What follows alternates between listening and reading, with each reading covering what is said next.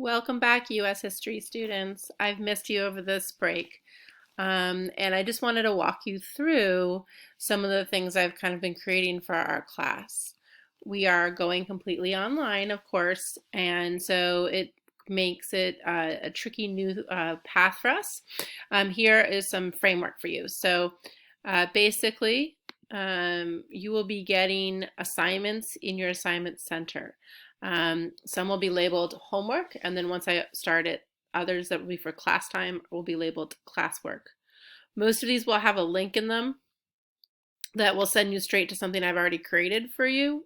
These are called playlists. You've probably seen teachers do something like this before. And this playlist is basically going to walk you through what you need to do. So you start right here at the top, and you'll just kind of, see my little message. I have this information on class pacing, so I'm actually going to click it for you so you can see that it'll jump you right to the class pacing guide. And basically, over the course of 8 weeks, we will cover everything we thought we were going to cover before. We're just going to do it a little differently. So I have the weeks kind of scheduled out here just to show you that this is a document that's alive, meaning I will be editing it as we go and shifting things if it seems like we're going at different paces. But what you might notice is that at the top is the unit that we're doing, or the lesson. So it's the Roaring 20s, the Depressing 30s, the Dynamic 40s. So I'm taking each decade, and during the week we'll try and cover 2 decades. On the weekend you'll be expected to kind of do some of the reading and a little bit during the week. But you're not going to be taking notes. I'm not doing notebook checks, so you won't need to take notes. I want you to read it so that when we talk and when you work, you understand what's happening. And so these are the reminders of the pacing of the reading that you should do, and you can pace on yourself. So 10 pages a night was about what you were doing, or 50, you were doing 15 pages a night. Just kind of keep doing that. Then there's a to-do list. So on the first day of class, you should probably review clips, read primary source documents, kind of it's these types of things that you need, the stuff I provided for you. And then on the second day, you'll start creating content based off of the things you've learned. Our first task will be to create the 1920s newscast. I think I had mentioned to the classes before we left. And you'll sign up for a topic and you'll research it. And then the next day you'll have written a script. And so you'll kind of record your script onto Flipgrid. And then you will end up watching your classmates and commenting. And then we'll move on to the next unit. We will not have any tests during this period, okay? So you guys are done with tests for now. We will have just sort of project-based learning on this. I think you guys practiced your test skills enough this year anyways. You'll notice that in yellow, I have office hours. I am going to try and meet with you guys as an individual or a big group. So during our office hours, I would love to see you guys the first week we are back. If you had your office hours on Thursday or Friday, depending on your section, that's when we will meet as a class on Google Hangouts, and I will check in with all of you and see how you're doing. And then the following week, you can sign up individually to be meeting with me to have conversations about things going, or you could do small groups. You and a friend can sign up together, and that might kind of be fun too. So that's kind of our pacing guide. So if you go back to this document that I've made for you, this playlist, I also give you a kind of a window into what I'm working on for our playlists. So for the 1920s playlist, you'll see that I have sort of the same kind of path where you can see you are reviewing, you're researching. There's a corner where I will kind of record myself lecturing you guys on something or talking about something. And then we'll create something that's your assignment. The creating is the work you'll do to get a grade. And then you'll share it out so that we can all see the work you're doing in kind of cool ways. And then you'll submit a reflection with your work on SIS. So if you go back up just to see some examples, I'm not going to click on the crash course because you guys know what that is, but so just click there for that. I would start every time doing the little video clip that I give you because it'll refresh you on what the time period's about. And then what I'm going to do is every time you're going to have the primary sources that you know I love and show you guys so much.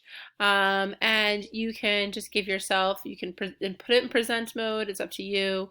But there's kind of a directions, things to think about right here. You'll see that I have who is speaking, what is their point of view, all of these kind of things I want you to think about when you look through it. I have a variety of types of sources for all the different types of historians in the room. So there's economics, there's cultural history. This is one of my favorite artists in all of history. His name is James Van Der Zee. He was a portrait artist. We have some other kind of different things that have happened in this decade that you can kind of go through and see. Okay, so those are just, it's more evidence for you to have some background, and so you'll have that every playlist.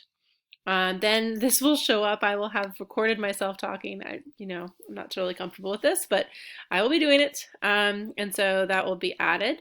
And then if you click here for your assignment description. So when we do the 1920s, you'll have an assignment like we would normally do in class. Like if you guys remember, you read, I present, we look at primary sources, and then you guys usually do something with it. So you are going to do a little bit of a newscast, probably like, I bet at max, I think it can't be longer than a minute 15 because of, or minute 30 because it's on Flipgrid. But you do a real quick newscast. You can use, we have a variety of sources you can use to help you research. I want you to continue your good research skills, so use the SIS library databases, your textbook, or this website, Digital History, has a whole bunch on the 1920s.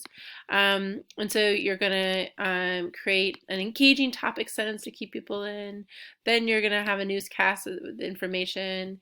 So you have to type it up and submit it, and then you'll record it. So you have this worksheet to kind of help you through the types of things you might want to mention in your newscast. I keep saying podcast. You can laugh at me now. Okay, so that's that. You need to claim your topic. Like we normally go around the room and say what we want. There's no organized way to do this except for making a sign-up sheet. So I have over 38 choices as of now. Knowing me, I could add to it and there'd be lots of different things. I tried to hit a lot of different pop culture stuff that you guys would be interested in, as well as some political stuff and everything. It's sort of a big variety. So that's that. And then you are going to go to Flipgrid, and you're going to add to our class Flipgrid. Okay, so first of all, you can watch me talk to this. Oh my gosh. You can listen to my introduction here. And then what you'll do is you'll just record a response, okay? And then you're also tasked with responding to each other. So ask a question, have an analysis point or a connection point. Not a time to be super goofy, because I'm going to be actually helping you up your points by like how kind of thoughtfully engaging you are on this first round that we're doing together as a group. And then you'll submit it to SIS to the assignment. So it'll be posted assignment just like we normally do. So that way I get like the transcript and just a quick reflection, a paragraph on what you think about the 1930s or what surprised you. There's a lot of kind of, I think you guys hear a lot about Gatsby before you get to the 1920s, but there's a lot of other stuff that was going on during that period that might interest you. Another place to find more materials, every unit, I'm going to provide you an extended research list. And this is going to have a variety of discussions of topics that might be of interest to you. Okay. So keep in mind that I'm providing you extra curated resources that you might want.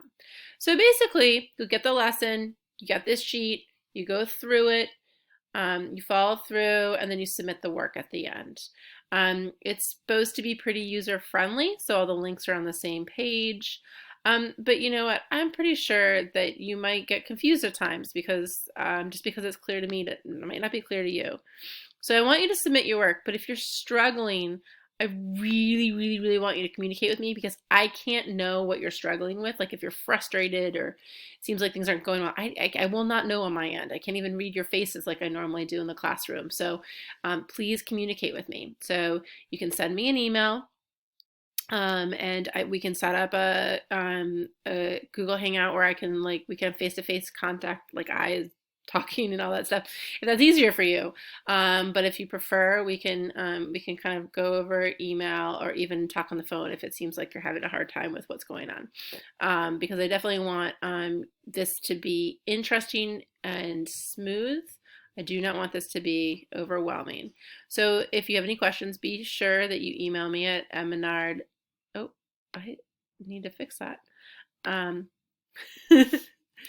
burkeschool.org.